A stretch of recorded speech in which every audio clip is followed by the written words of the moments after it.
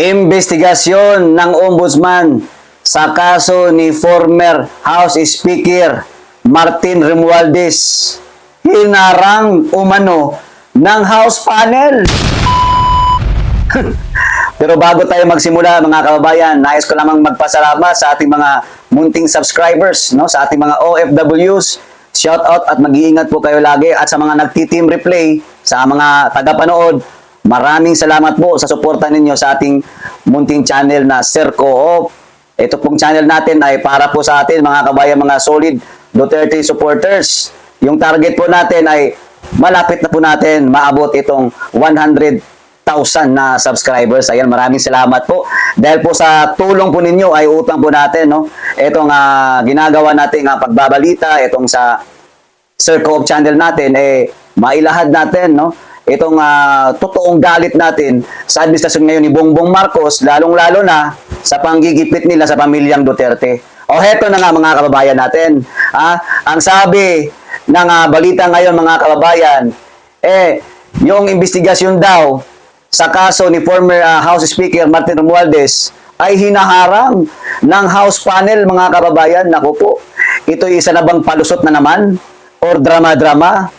Ito ba yung sinasabi nilang hinaharang or talagang dinidelay lang yung investigasyon para hindi makasuhan or hindi makulong itong si Martin Romualdez at mga iba pang kasama dahil dyan sa napakalaking iskandalo sa flood control projects anomalies mga kababayan. Ito basahin natin na at isa-isahin natin, no? At talagang iisingin natin na kung ito ba'y may katotohanan or isang palabas lamang. O ayon kasi dito mga kabayan, Ombudsman Jesus Crispin Remulla accuse the House Committee on Appropriations of not cooperating in the investigation into the anomalies in the national budget and flood control projects linked to former Speaker and late Representative Martin Romualdez. Hindi daw nakikipag-cooperate itong House Committee on Appropriations. Mantakin mo yun. Pero pagdating sa impeachment ni Vice President Sara Duterte, abay, ang House Committee on Justice, atat na atat. Pagdating sa mga budget ni Vice President Sara Duterte, abay, atat na atat din itong House Committee on Appropriations pagdating sa budget at talagang ginigipit ang mga Duterte. Pero, itong pinag-uusapang na napakalaking iskandalo na pagnanakaw sa pera ng kaban bayan, mamamayang Pilipino ang nagbabayad ng buwis, pero hanggang ngayon, nananatiling at large, may freedom itong si Martin Romualdez na kung saan hindi natin alam kung talaga bang nasa ibang bansa na. Kasi nga, lately lang, di ba nagpahayag yun, nagbigay siya ng kanyang mensahe, itong si Martin Romualdez ay balak magpagamot daw sa Singapore. Naisip-isip ko, nasa Pilipinas pa kasi Martin Romualdez? Tanong lang naman, kasi sobrang tahimik na at tila bagay, nilalaro-laro lang itong nangyayaring kabulastugan dito sa anomalya ng flood control project, sa mga budget nila, sa mga budget insertions, marami pang iba mga kababayan. O tuloy natin. According to Remulla, the committee secretariat is allegedly not complying with the Ombudsman subpoena to obtain the records of the small committee proceedings on the 2024 and 2025 national budget. Committee Secretariat allegedly not complying. Pambihira naman yan. Boying. Kami po ba ang lulukuhin ninyo? Nandyan na lahat sa inyo. Nasa inyo ang batas. Kayo ang gumagalaw dyan ngayon. So ngayon, yan lang ang sasabihin ninyo sa mamayang Pilipino na not complying ang General Secretariat. Kung may gustong gawin, may paraan yan. Hindi yung ipipinpoint mo ang isang General Secretariat na hindi yung committee secretariat na hindi nakikipag-cooperate. Halatang-halata kayo na nililihis nyo lang yung usapan, kesyo dami nyo mga rason.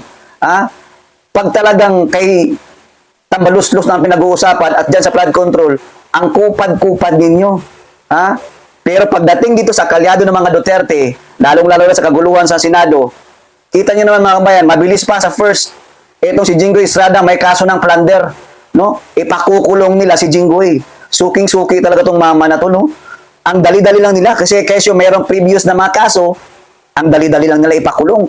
Kasuhan agad ng plunder. Kita mo si Bong Revilla nandun na ngayon si Jinggoy. Oh, magre-reunion itong magkaibigan. Niyo ba mga kabayan? Ha? Yung takbo ngayon sa gobyerno, sa administrasyon ni Bongbong Marcos, talagang sobra-sobra na kalabisan na pag ang kalaban mismo ang may sala, talagang ura-urada, ang bilis maaksyonan nito si Boyeng Remulla ng ombudsman. Pero dito sa kaso ng flood control, ang daming na-involve dyan, ang daming nang sinabi, tama yung sabi ni BP Sara Duterte, na ang gumagalaw dyan sa loob ng House o sa Congress ay walang iba, si Martin Romualdez at saka si Zaldico. Ang tanong, nasaan yung dalawa ngayon? Oh. Tapos, ang bilis niyo makapagkaso sa mga dito sa mga Brave 13, Jinggoy, Bato, pero hindi niyo mahuhuli. Yung iba pang may kaso, yung iba pang may kinalaman sa flood control gaya ni Zaldico. 'Di ba? Ang daming kapalpakan ngayon. Tapos minamanhunt na si Senator Bato de la Rosa. Huwag kami. Hindi niyo na maluloko ang taong bayan. Marami kayong rason kasi gusto niyo lang talaga na i-delay ang nangyaring nakawan dyan sa flood control projects, which is ang daming nakinabang na mga buhaya. Pati ICC, ginamit nyo din yung pera para kayo makapag-utos ng isang asong ulol na pupunta-punta ng dahig para bayaran. Itong mga involved dyan sa buwatan dyan sa ICC at itong si Trillanes. Grabe mga kababayan, ano? Tuloy natin. He said, the suspect that there are of the record insertions. He said the suspect that there are of the record insertions or additional funds that did not go through the plenary but were suddenly included in the final budget. So mayroon pa daw mga budget insertions na hindi naisali. Eto naman yung rason ngayon ni Boyeng Remulla. Grabe, ano? Ang tagal-tagal na po ng flood control issue. Ngayon sasabihin ninyo, mayroon pa mga off the record na mga budget insertions na hindi naisali. So, ibig sabihin, tinatapos niya pa nila. Ibig sabihin, klarong-klaro na i-delay ninyo para itong si Martin Romualdez ay malaya at saka si Zaldico. Parang ang gusto nyo nga sabihin, konti na lang yung panunungkulan ni Bangag. 2 taon na lang, kaya siguro, naghahanda na kayo, i-delay nyo lang yan, pagkatapos, lalayas na kayo lahat, kayong involved sa korupsyon dyan sa flood control. Kita nyo anong ginawa nila. Yung si Engineer Alcantara, di ba?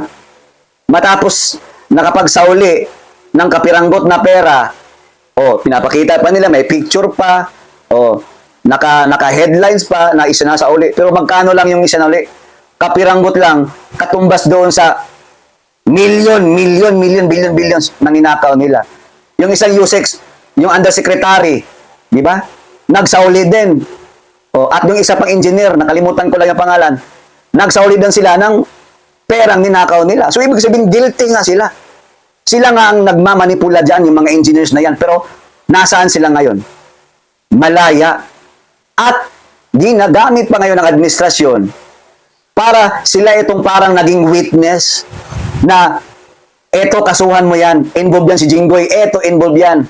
Lahat na lang yata ng nasa kaalyado ng mga Brave 13 na todo pakikipaglaban sa tama ay gusto nilang maipakulong. Mantakin yung mga kabayan 13 ang Brave 13. Pag mabawasan ng 5 yan at makasuhan at mapakulong nila, 8 na lang. So ibig sabihin, malaki ang tsansa na mananalo sila sa botohan pagdating sa impeachment, diba? Ni Vice President Sara Duterte sa botohan. Kaya kitang-kita na kaya nga mainit ngayon ang Senado pagdating diyan sa botohan kasi alam naman itong mga iyaking mga unsi-unsihan na mga senador na hindi na sa kanila ang liderato ng Senado under na sa pamumuno ni Senate President Alan Peter Cayetano.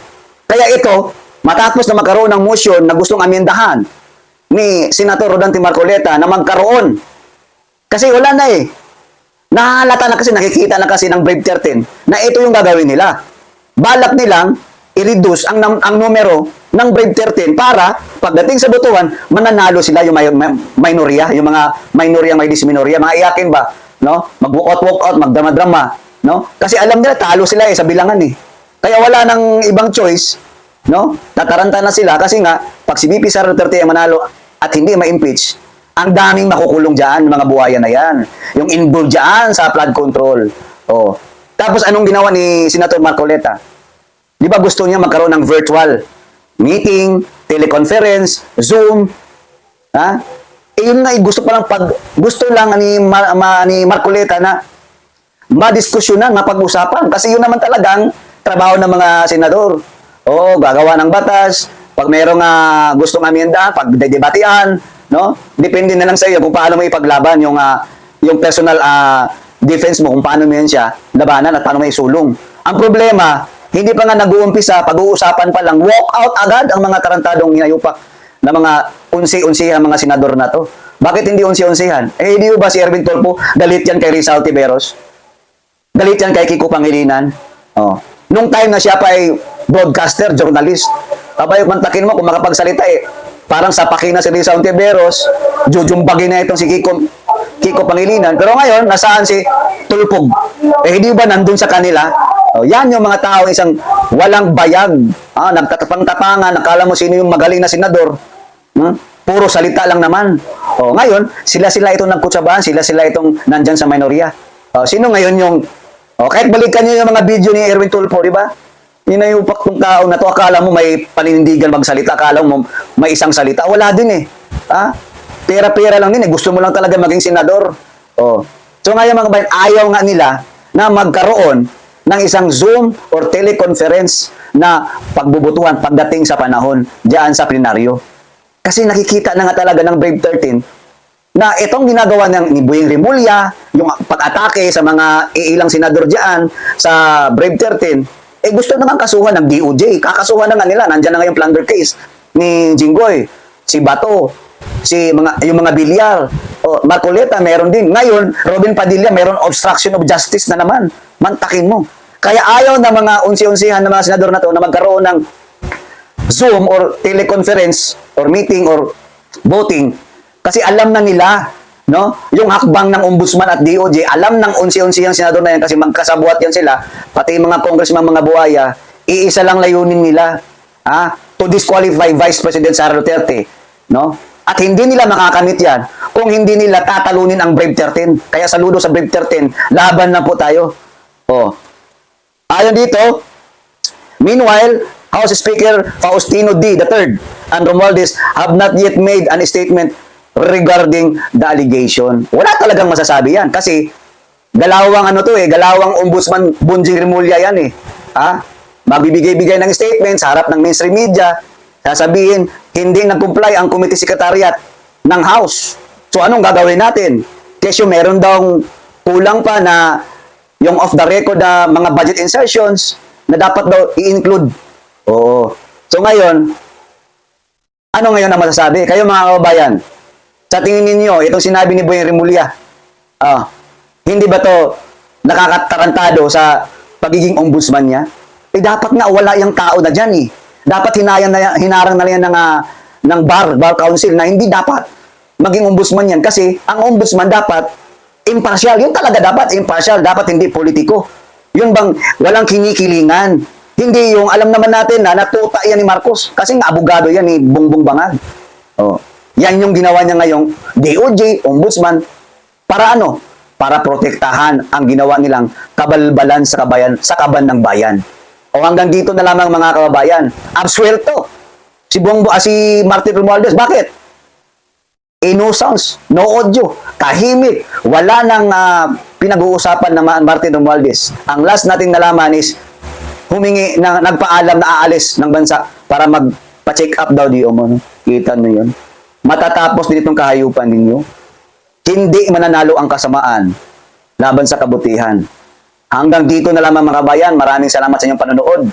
At talagang ipagdasal natin ang bansang Pilipinas dahil sa mga kasing mga taong ganito. Grabe. Bye.